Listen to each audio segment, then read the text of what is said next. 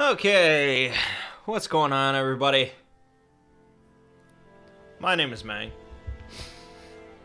and another week has gone by, so there is another Hangin' with Mangg, episode 168, and we're playing some of the Monster Hunter World beta. I played it yesterday for like... Boy, I don't know, must have been at least 10 hours. Something like that. Quite a bit of it, and I ain't even done yet. It's pretty good. Pretty good, I would say. I did a video yesterday of my first impressions, and yeah, hopefully when I'm done with this, I'm gonna do a little bit of multiplayer, see how that goes, and then it ends on Tuesday, at some point on Tuesday. Could be at, like, 12:01 a.m. Tuesday morning or something, but I don't know. But anyways, yeah, it's good. It's good. And then the excruciating wait begins.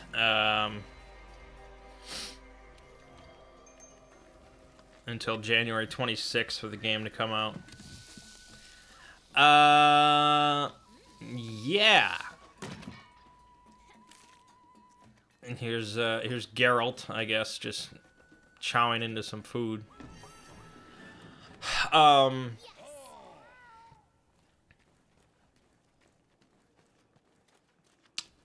Just using the heavy bow gun here, because I didn't use it in my first impressions yesterday, and I figured some people would be interested. Maybe, I don't know.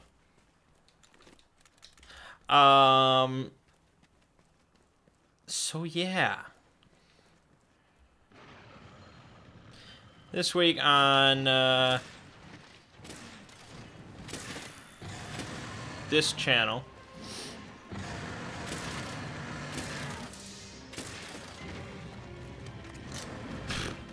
this week on this channel we did, of course, plenty of Final Fantasy. Final Fantasy's not stopping for a while, because I got so many more videos to go. So many. It'll be a while.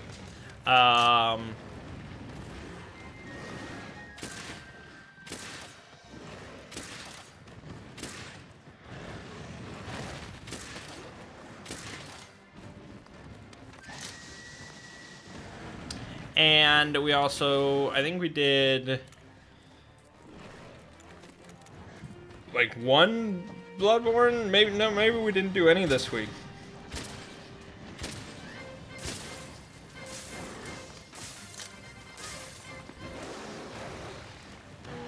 That's how you fucking cut off a tail.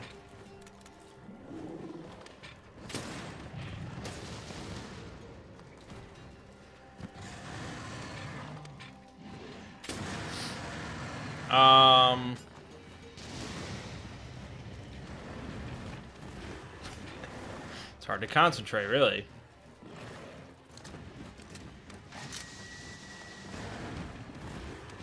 But we did do role Manging, which we'll talk about.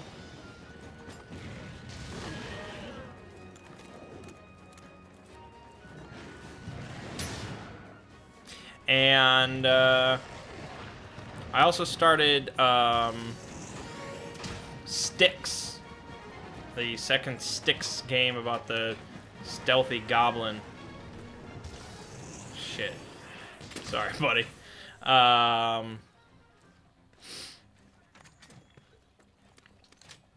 And I only got one part of that out because Monster Hunter came out and that just took over stuff.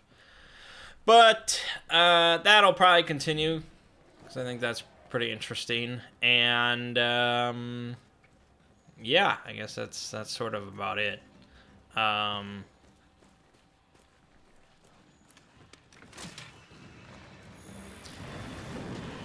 you dumb shit. What are you doing?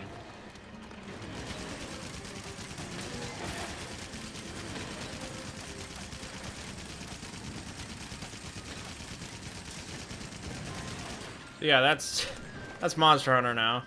If you're not aware, it's pretty cool.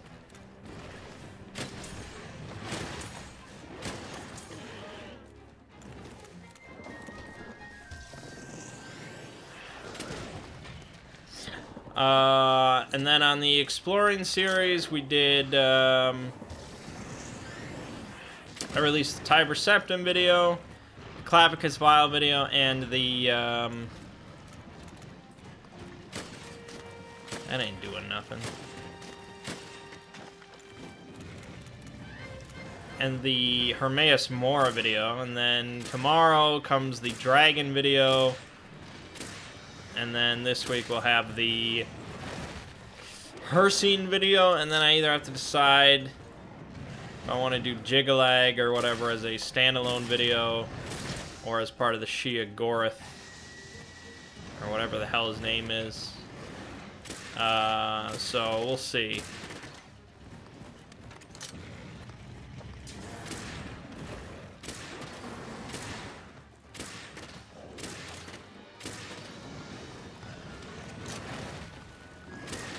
But, you know, plenty of work to do on the Exploring series. Very busy. I work on a video in some way pretty much every day of the week.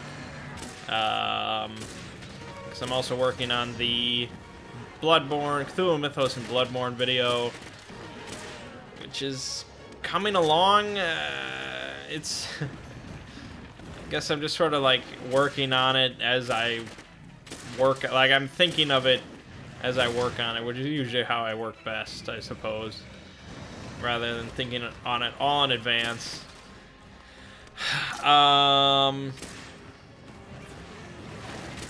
So the lore playthrough might be done. I'm not exactly sure if it's necessary. I think I do need to play it a little bit more just to get footage.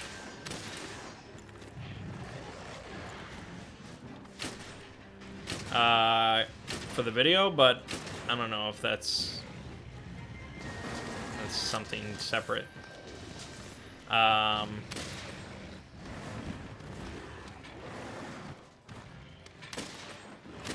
Just fucking shotgunning a Barroth to death. It's beautiful.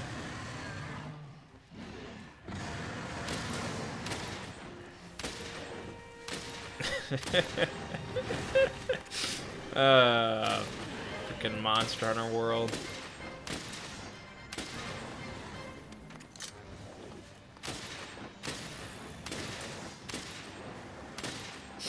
Anyways, so that's pretty much where we're at.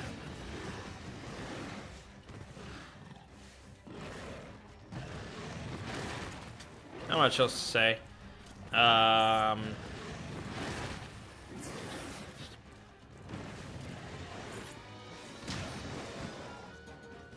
Yeah, I suppose there's not much else to say about that.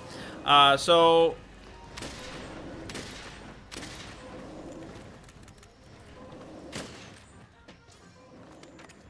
Damn it. Board gaming. This week, started playing Arkham Horror LCG again. So we got a few scenarios to do. And that's good. Really notable thing in board gaming this week was I got my copy of Gloomhaven in, which is it's a pretty big deal in the board gaming community.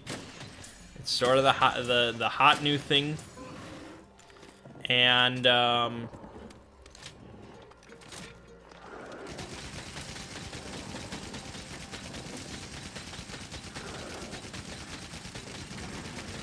fucking execution. All right, you completed the quest. Congrats.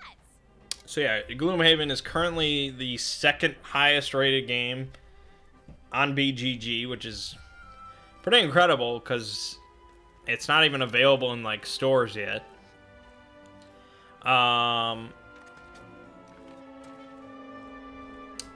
it, for this year, Tom Vassal is top 100. It replaced Cosmic Encounter. Cosmic got bumped to number 2, and so that was, that made some waves, at least for me, because Tom Vassal is the reason that I discovered Cosmic Encounter, and so for something to be higher than that for him, pretty nuts. So, I got my copy in. Kickstarter copy. It's actually the second printing. And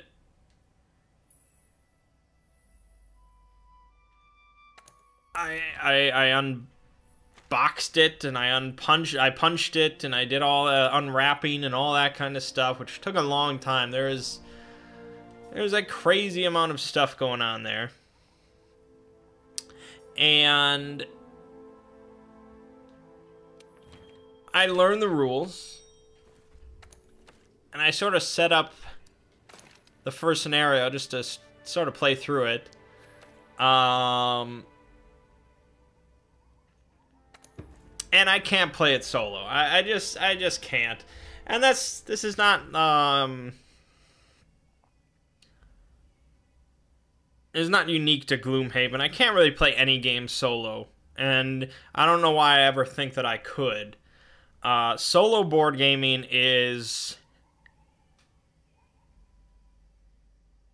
in almost any instance, I'd rather just read a book than solo board game. And that's not disparaging books or anything, but I'd rather just sit here and, like, surf the internet, or I'd rather do a lot of things than solo board game. And really that's because, for me personally, and some people, all they do is solo board game, they love it. But for me personally, I like board games because of the social aspects. I like Cosmic Encounter because of, you know, the social, the negotiating, the betrayal, the wild activities that happen, and, you know, the fun you have with it. That's why I like social deduction games and Battlestar Galactica, things like that. I do not like board games for the strategy aspect, which is mostly true for video games as well. I usually don't like strategy games, real-time strategy. I just... Sometimes I'll play it for a little while, like Civ or XCOM, things like that. Maybe I'll give it a good shake once in a while, but a lot of the time,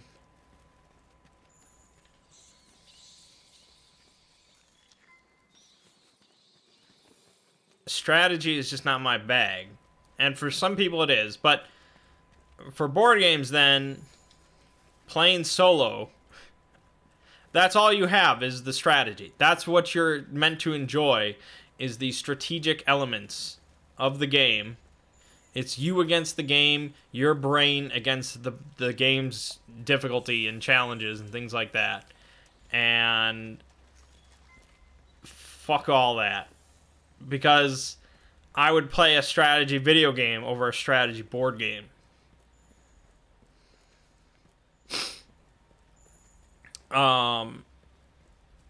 There's just so much work involved. You have to just do everything yourself. There's nothing is done for you. You're in control of everything. And some people really like that. Some people like, you know, I've heard plenty of people say, like, oh, I sit all day in front of a computer screen. I like to, you know, have all these physical bits at my fingertips and being able to control and move around all these physical things, and, you know, I don't have to look at a screen. And it's like, okay, man, sure, if that works for you. I sit in front of screens 16 hours a day. Job and hobby. And I don't mind. And I sure as hell don't enjoy sitting there and doing every single movement and activity with a board game. Like, there's no... I don't get enjoyment out of that. That was my point with the Civ board game. It's like, okay, you have to do everything yourself. And it's just like sort of a boiled down, simplified version of Civ. When I could just play the computer game, have, you know, everything, a lot of things automated for me, except for the fun parts. And there's just so much more possible in the video game than in the board game. Now, yeah, you don't get the aspect of sitting around a table with your friends, which that's the part I enjoy. But for a solo board game, you don't get any of that shit. And so Gloomhaven, which is just nuts. Like, it is like one of the most time-consuming games to set up ever. And there's just so many little fiddly bits, and the gameplay just seems so slow when you're by yourself, and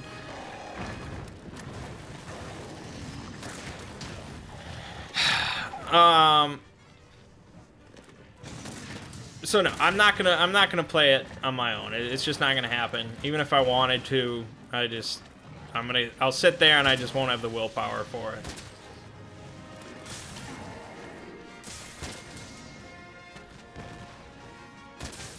And so the problem with Gloomhaven is it's a game that you're meant to play like every week. It is meant to be a weekly game. Because there's like, to get through the main story, according to one person that I read, is like 40 scenarios.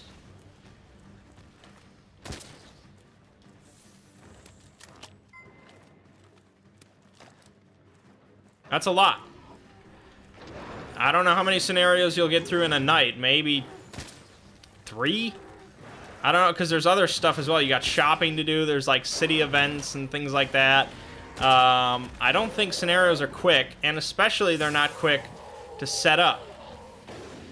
Yeah, that's a dinosaur killing another dinosaur on my screen.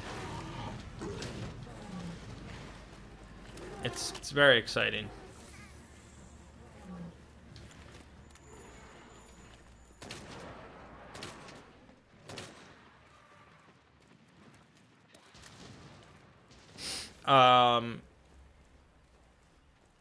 So, I mean, to get through the story, and that's pretty much the point of the game. Like, it's not like a one-off game. That's the point I'm trying to make.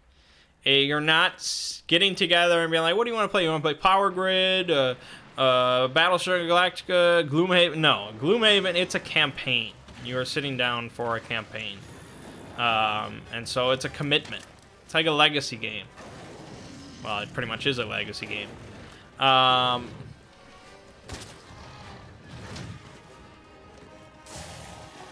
And that's fine. And, you know, that's part of why it's so popular and hyped up, is because it really is an incredible endeavor in board gaming. There isn't much like this, of this sort of depth and complexity and how well it's done and things like that. But the problem is,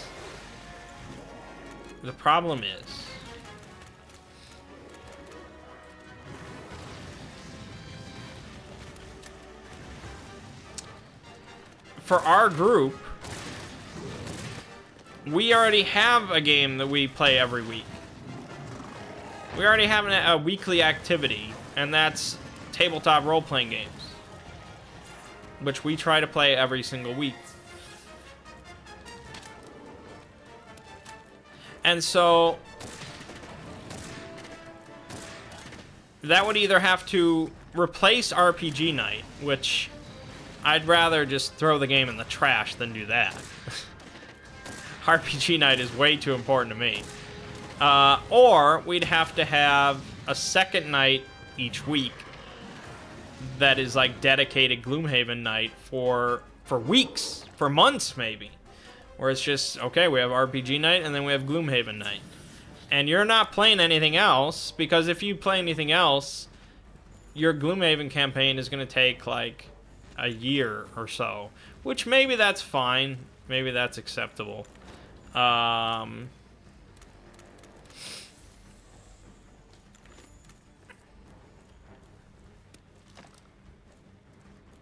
it's definitely a commitment no matter what. And we have the same problem with... We've had multiple games where this is just a problem. Descent, we just never get into because it's just like, well, we have an RPG, we have D&D or whatever. We have Dungeon World. Oh, here comes Rathalos. Everybody's sticking their nose where they don't belong.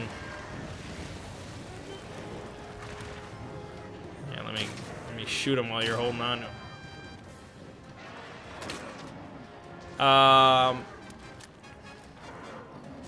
Imperial Assault, we've never even played because it's just like, well, it's like Descent, it's the same thing.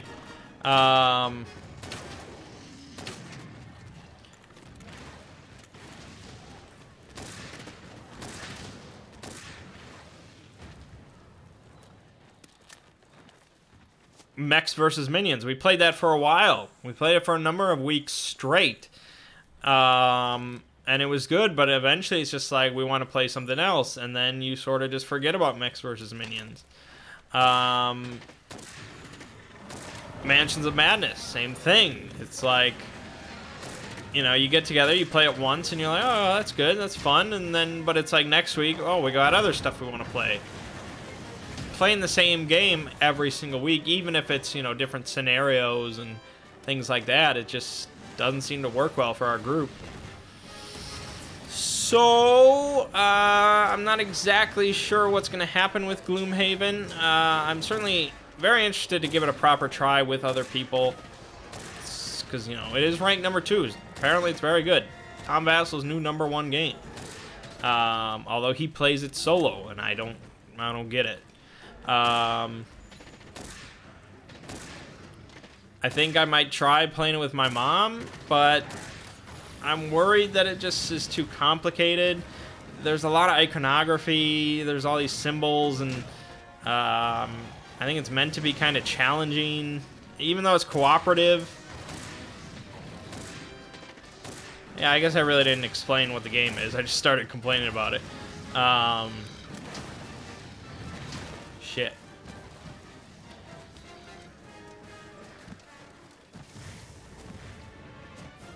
Well, it's a cooperative, card-based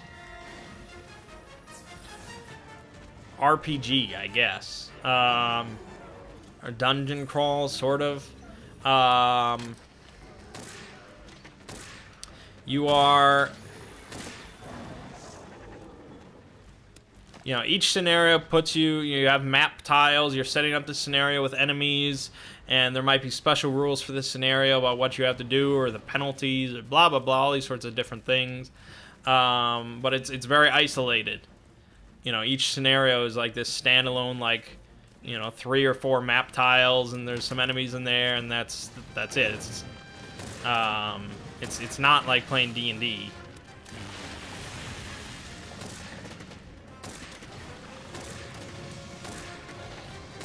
Piss off, man. I'm trying to blow up this dinosaur. Like he's breathing fire all over the place.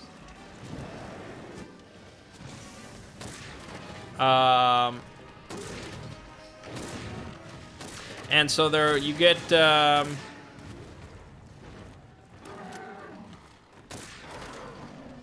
these different character classes that are all pretty unique. They all have their own, like, deck of cards with abilities on it, and I won't go into, like, the actual gameplay, but pretty much you're playing cards on your turn. And these cards let you move, they let you attack, they have special abilities, summon abilities, you know, all sorts of traditional sort of fantasy D&D-esque attacks that you might be doing. Healing, so on and so forth. You can have a support characters, melee characters, spellcasters, so on and so forth. You gonna sleep right now? That's what you're gonna do? You're gonna sleep? You gonna sleep? I'm gonna put you to sleep. I'll put your ass to sleep.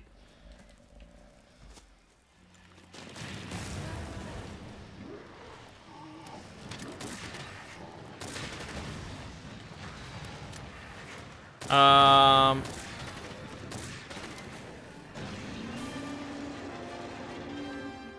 And so, yeah, and so you're playing cards. All right, you completed the quest. And basically, you're not allowed to talk with the other people about what exactly you're doing on your turn. You can only speak in sort of vagaries. You can't use any numbers, and so there's this sort of aspect of unknown as far as the cooperation is involved, and what your teammates are exactly doing on their turn, and blah blah blah. But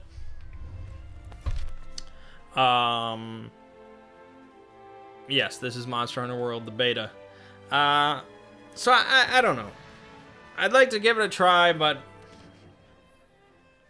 we'll see. We'll see. I mean, it wasn't like crazy expensive, so, but it's a hot new game. I did pay for it. I was excited for it, I guess, so I'd like to give it an honest try and see how it goes.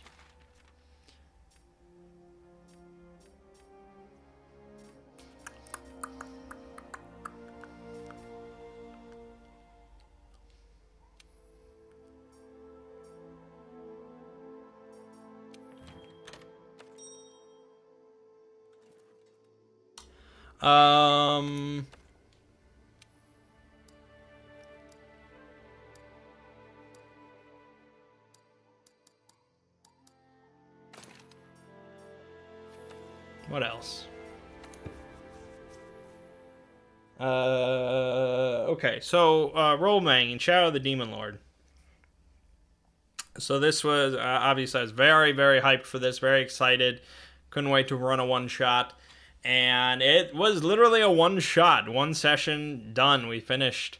I wasn't really expecting that, but, you know, with a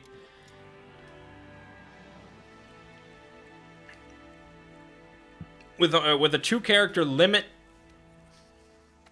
and sort of a lethal scenario,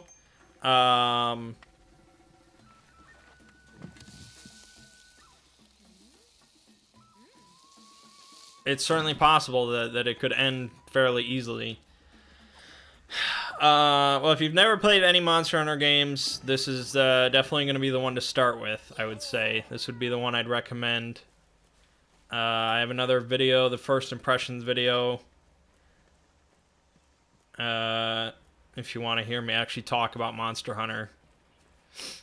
But yes, so far the beta is very good.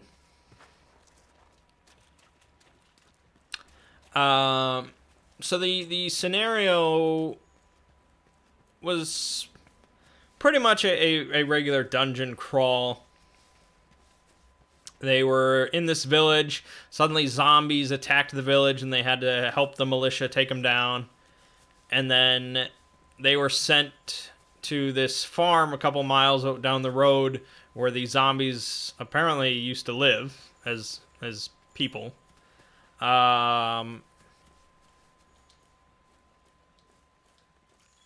And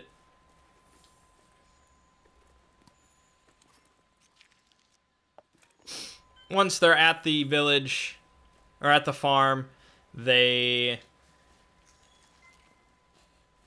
go into the house and they discover, you know, this trapdoor in the floor. They find cultists. They find this huge sort of dungeon underneath the house. And, of course, there's scary stuff down there. Pretty basic. It's really meant to sort of just introduce players to the rules of the system and have a little fun while you're going. And so the characters they rolled up were pretty interesting. Wiggly Litchi. The hell did I just eat?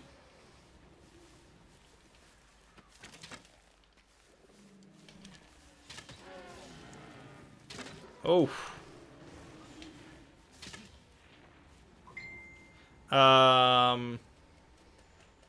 Let's see. We had a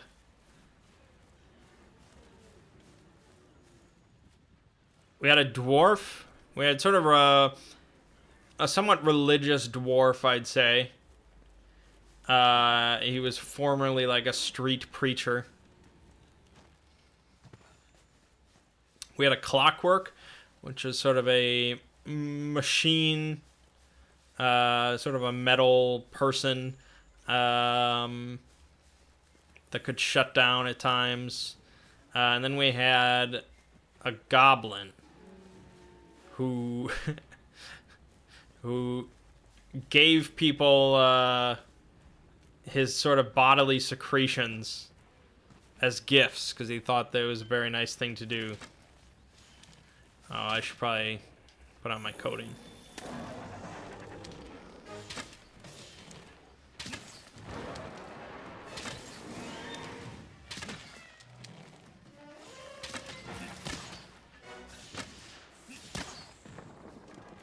Where did he go?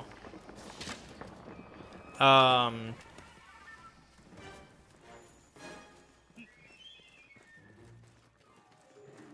so we started the scenario.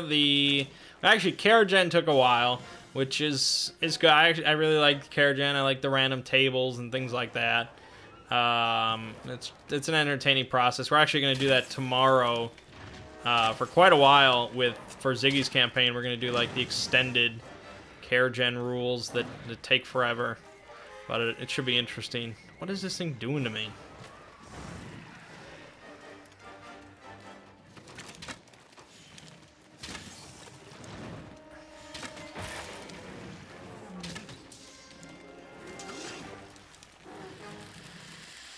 Oh, Dragon Piercer.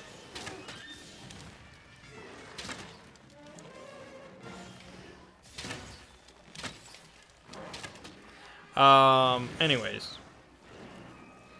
So the zombies came out, and there were a bunch of, like, innocent townspeople, like, running away from the zombies. And so, of course, they are just like, oh, we'll run with them. We'll run away from the scary stuff. Without even, like, looking at what's going on. It's like, alright, man, it's a one-shot, calm down. You don't have to worry about your survival that much.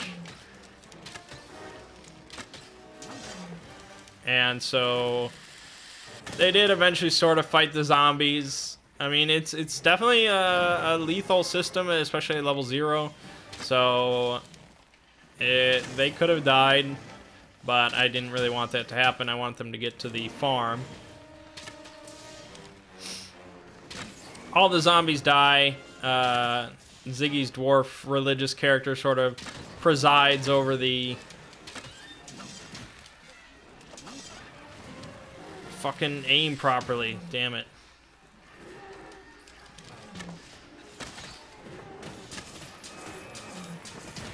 Over the mass burial of these zombies. Fucking. Oh my god, these little Jagras assholes. Presides over the mass burial of these zombies, and then the town asks them to go and investigate this farm, which they agree to. So they go to the farm, they go in the house, they find the trapdoor into the cellar, and they're meant to sort of like sneak up onto these cultists. I mean, that's ideal. Like they're you know, there's blood everywhere. There's like broken furniture. There's a trap door. Like they're meant to be really cautious, but Phil's character decides he's gonna play his bagpipes as loud as he can. So they lose all stealth advantage, which definitely hurt them. Yeah, I'm not very good with the bow.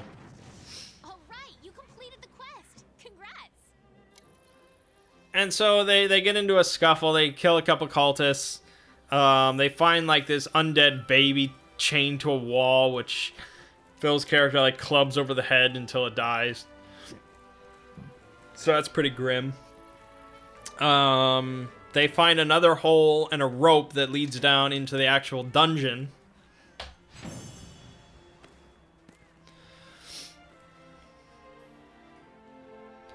And they go down there. Unfortunately, okay, so Let me just explain.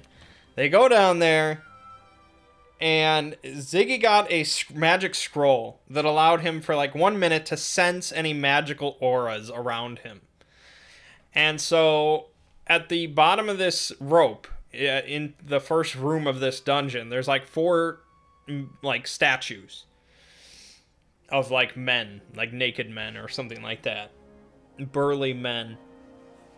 And one of the statues, if you walk up to it, it will immediately attack you. And the scenario lists it as a medium construct, which is not easy. For a few level 0 characters, that's not easy. And so I wanted to give him like a fair warning. And so I was really glad that he used the magic scroll, because I was like, all right, it gives me a good opportunity.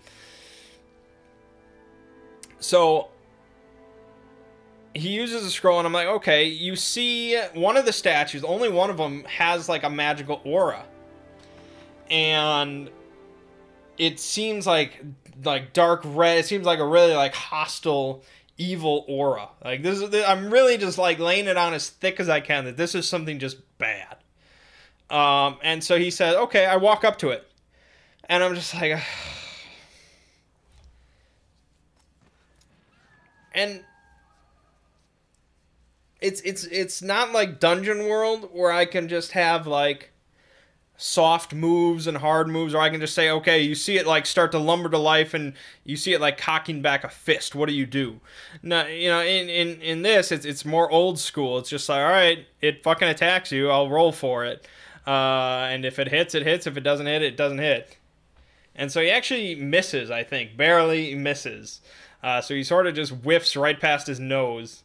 He could have easily just lost his head immediately. But, you know, he just barely misses, so I'm like, okay, fine. Now they can use their heads. And so I was hoping... I guess I was hoping that they all would, like, flee, which they sort of did, but they sort of didn't. If they would have just gotten up the rope and sat there, the statue would have just gone back to its position and sort of reset. It wouldn't have gone up the rope. And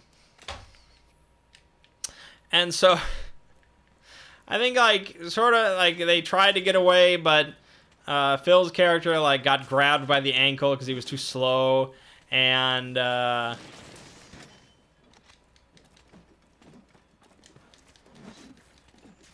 so he got like pulled down with the creature, and I was like, okay, maybe they'll help him out, and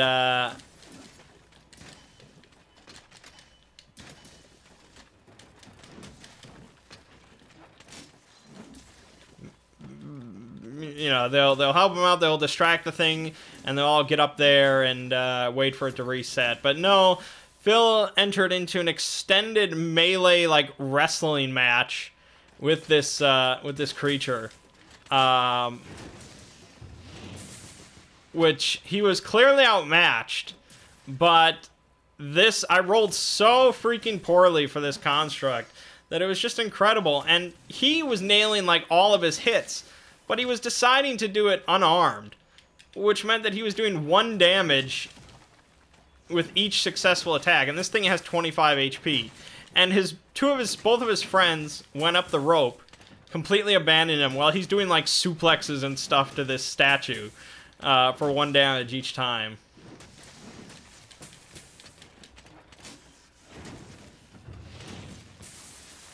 And so,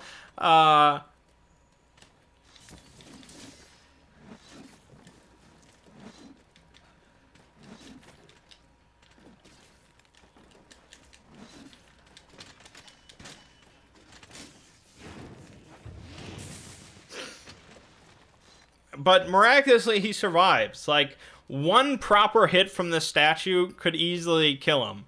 But amazingly, he does survive for a while until, yeah, I think he does take a solid hit, 1 solid hit from the statue, and it kills him instantly. Like, he just shatters into like 1,000 metal pieces from this 1 punch. It's very One Punch Man. because you're very vulnerable at level 0. And so I think eventually with a combination of so Thomas's first goblin died because he fell down the hole with one of the cultists, and so he died on impact. So he brought in his second goblin. Ziggy's dwarf got to like 1 HP, and he managed to escape, and he's like, I'm getting the fuck out of here. And so he brought in his other character, which was a human guy. And so I think eventually with like Thomas's goblin like throwing down canned goods onto this statue, and I think Ziggy goes in with like a staff or something. Like they do eventually kill it. And so Phil brings in his other character, which I think was a halfling. They all gather together at the bottom of this rope with all these bodies and stuff around them. It's just chaos. And they decide to split up to search the dungeon because, you know, it's a one-shot. And so, and that's what I was like, oh, it's a one-shot. It's great. You know, they're going to really try to explore it all and see as much as possible. But no, they were really timid, actually. Like, Ziggy went west.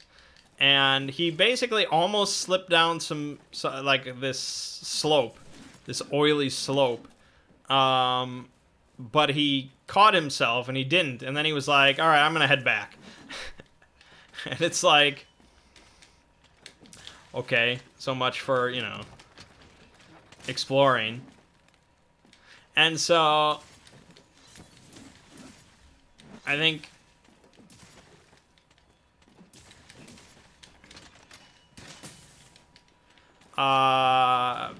Phil went east, and he found like the vault, like the treasure room, but it looked like it was ransacked, so he didn't even search it, even though they didn't get everything. He could have gotten enough money to live for quite a while in that little village of his, if he had just taken the money and ran. And there was some other stuff in there as well, but he didn't look at all because he thought, oh, it's ransacked.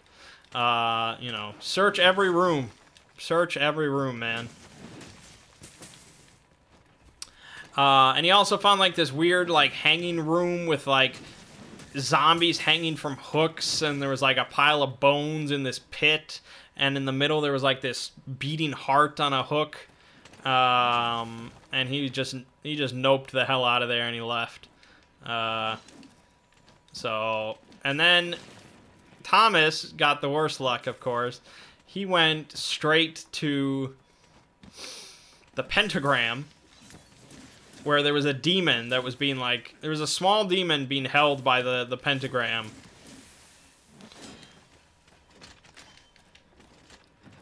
And the scenario says that, like, two of the cultists, there's only 2 cultists left alive at this point, and they're wandering this dungeon, so you can put them at any point that you want. And so I was like, okay, well, you know, it's certainly believable they'd find this demon and be, like, communing with it or something like that. I thought that was interesting. And so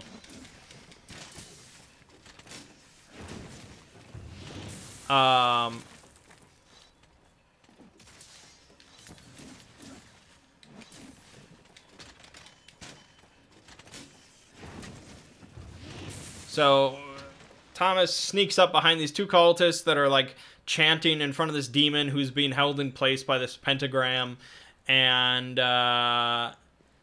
he tries to sneak away because he doesn't want anything to do with this, but he fails his second sneak check. And so one of the cultists, like, storms after him, and they get into a scuffle with that guy. They kill him, and then he's like, okay, there's a demon down there, and there's another cultist, so we got to take him out. So they go back, they try to attack the cultist, the main cultist, who actually knows magic spells. And he's like about to cast some, like, horrific necromantic shit on them. But Ziggy shoots the bow. He shoots his bow and he botches the roll. He rolls like a -1 or something like that, with the negative modifier. And so I'm trying to think of something interesting here, like other than just like the bowstring snapping or something like that. I'm like, okay, basically if any like living creature steps over the pentagram, the demon is released. And so it's unlikely that a player is going to do that. And so I was like, all right, I want to show him that demons are pretty fucking terrifying in this game. So I have him shoot the bow. I have him hit it. He hits the cultist in the leg, and he like stumbles backwards over the pentagram. And he's just like, "What have you done?" And the demon immediately like just slashes this cultist to ribbon, like tears him in half. Even though this demon is only like 3 feet tall. It just rips him in half. And I wanted to show him, like, yeah, this demon is no fucking joke. But they decide to just stand there in a group and try and fight this demon. It does not go well. Basically, 2 of them die almost immediately. While Ziggy eventually tries to, like... There are a bunch of, like, black curtains on the wall, and so he thinks that those are, like, protective curtains, so he tries to hide behind one of them, or he thinks that there's, like, doors behind there or something, but no, it's absolutely, it's just decoration. And so he gets torn to shreds. If he had actually gone into the pentagram, the demon would have been like, fuck that, he's probably been trapped there for, like, 100 years. He doesn't even want to risk stepping back into that. Just in case that, he gets trapped again. So he would have ignored him and moved on. So that would have saved his life, but he didn't do that. And so the only survivors were the dwarf that ran off, halfway through, and the halfling. Phil's halfling actually managed to escape. While the demon was busy tearing up Ziggy's character, he actually managed to just sprint out of there, and he got out. So... It wasn't a total death of everybody, but quite a few people died, and we didn't get to do, we didn't get really to look through. They saw a bunch of the dungeon, I guess, but obviously that could have gone on for a while. But I got to show the demons are pretty badass, and they learned the system, and it was a pretty good time. It's a one-shot, though, and we're looking for a bit more, so I'm really looking forward to Ziggy's campaign. A proper, actual campaign of the system. That should be pretty fun. So, I think we're doing character generation for that, although the actual campaign won't start until January, but we're just sort of filling in the gaps here. So, yeah, I'm excited. Boy, I guess that's about it then. Yeah. So, check out the Dragons video tomorrow. We got a couple Daedric Princes coming this week. We got more Final Fantasy. Some Styx. Roll Manging. Maybe Bloodborne. We'll see. But, yeah. My name is Mangg. This has been Hanging with Mangg. I'll see you fine folks next week.